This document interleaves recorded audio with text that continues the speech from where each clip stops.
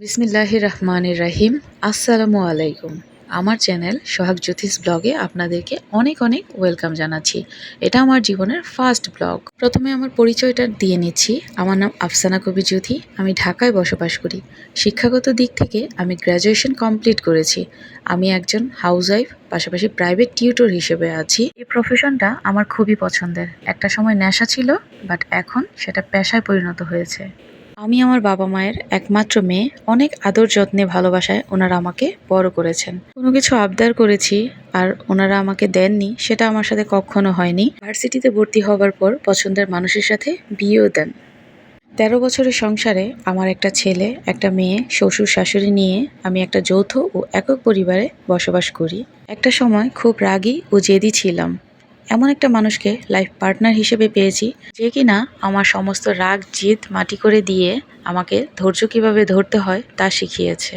এখন আমার কাছে মনে হয় একজন পুরুষ আপনার জীবনের ধ্বংসের কারণ হতে পারে, আবার একজন পুরুষই আপনার জীবনকে সুন্দর করে গুছিয়ে দেওয়ার মাধ্যমও হতে পারে। পার্থক্য শুধু মনুষ্যত্ব ও ব্যক্তিত্বের। বাবা মায়ের পর এই মানুষটার কাছেই আমি সবচেয়ে শান্তিতে ও নিরাপদে আছি। দিন শেষে রাতে একটা শান্তির ঘুম ঘুমাই। সংসার জীবনে এসে একটা জিনিস খুব ভালোভাবেই শিখলাম, চুপচাপ মেনে নিলে সবার কাছেই ভালো থাকা যায়।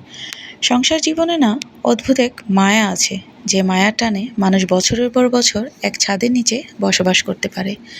নিয়ম ভেঙে কত কিছুই না হয়ে যায়। রোদের মধ্যে বৃষ্টি হয়, অমাবস্যাতেও চাঁদ উদিত হয়। জীবনে ধাক্কা না খেলে জীবনের মূল্য আমি কখনোই বুঝতাম না। মানুষের কাছে না ঠকলে হয়তো আমি কখনোই মানুষ চিনতাম না। আলহামদুলিল্লাহ, জীবনে যা চেয়েছি মহান আল্লাহ তাআলা আমাকে সবই দিয়েছেন। মানুষের কিছু কথা, অপমান, অপদস্থ করা, কারো সামনে ছোট করা, আমার মনে হয় এগুলো একটা মানুষকে সামনে এগিয়ে যাওয়ার অনেক বড় অনুপ্রেরণা। সুখ দুঃখ সব কিছু নিয়েই মানুষের জীবন। এই প্ল্যাটফর্মে কখনো আসবো ভাবিনি। ভাবলে হাসি পেত। মনে হতো এটা আমার জন্য না, আমি পারবো না।